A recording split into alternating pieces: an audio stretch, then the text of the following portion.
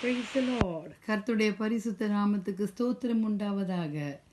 இன்றைய தேவ வாக்கு சங்கீதம் 1:1.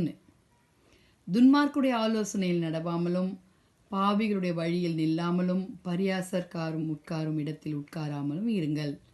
ஹல்லேலூயா. நம்முடைய வாழ்க்கையில் நம்முடைய சரீரத்தை துர்மார்க்கத்தனமாய் நடத்தக்கூடாது பிள்ளைகளே. தேவன் சொல்லுகிறார், நீங்களே தேவனுடைய ஆலயமாக இருக்கிறீர்கள்.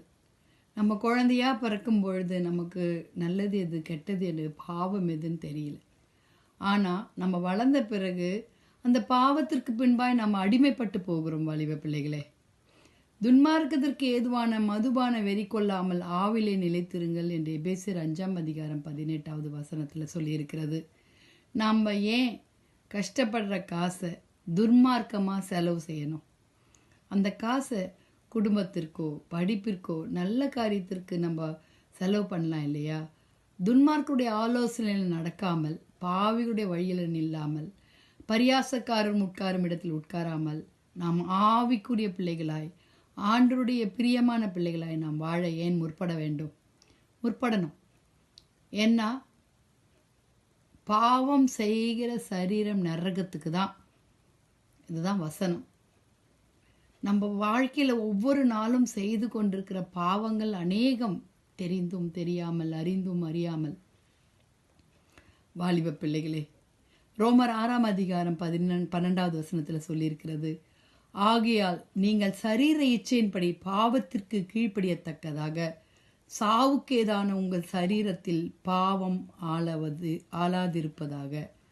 பாவத்தை நீங்கள் ஆளாதபடிக்கு, பாவத்தின் மேலே உங்களுக்கு ஒரு வெறுப்பு வரணும் வாலிப பிள்ளைகளே. காசு கொடுத்து நம்ம பாவத்தை நம்ம வாங்கிக்கிறோம். காசு கொடுத்து நம்ம சரீரத்தை நம்ம கெடுத்துக்கிறோம். இச்சைகள், புகைப்பிடித்தல், குடிப்பழக்கம், விபச்சார பாவங்கள், அநேக விதமான அறியாமல் செய்த பாவங்களை கர்த்தர் மன்னிக்கிறார்.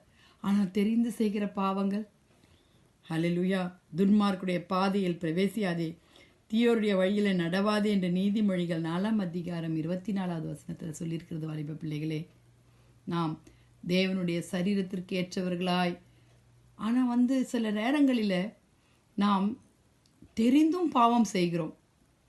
ஆனாலும் கர்த்தர் அதை மன்னித்து மறந்து கடலில் போட்டுடுறார். மனுஷர்கள் அதை குறித்து பேசிக்கிட்டே இருக்கலாம், அதை பற்றி நமக்கு கவலை இல்லை. ஆனால் நமக்கு வேண்டியது பாவ மன்னிப்பின் நிச்சயம். அது இயேசு கிறிஸ்து ஒருவர் தான் கொடுக்கணும்.